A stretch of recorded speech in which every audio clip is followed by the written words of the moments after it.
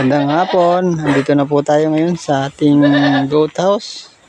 Dito po tayo sa bagong ayos na gate. Ayan, maayos na po ang ating gate ngayon.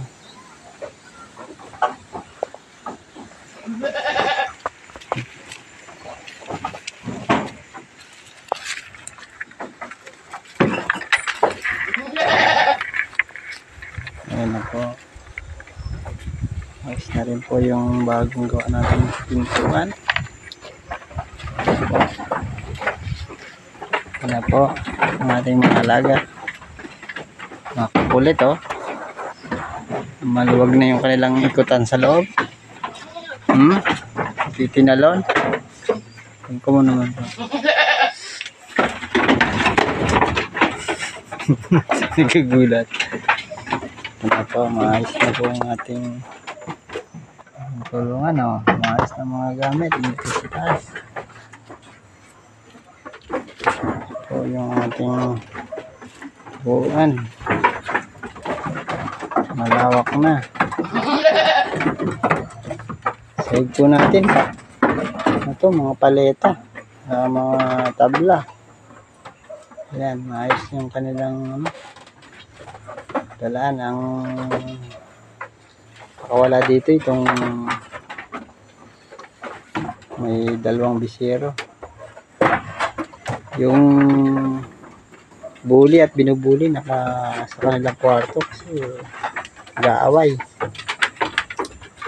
Yan po siya.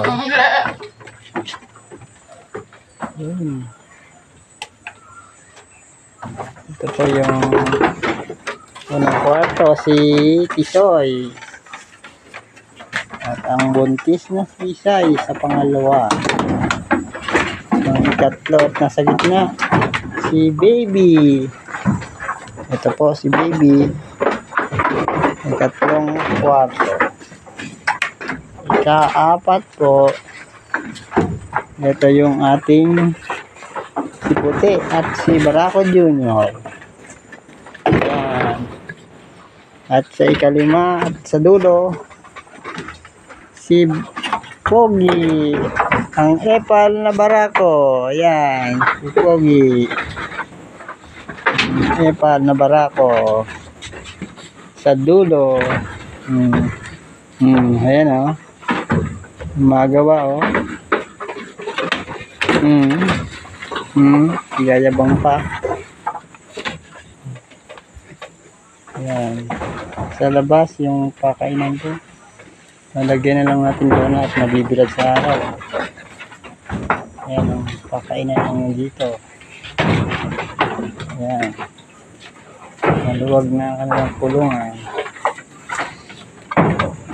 Ang bahay kambingan.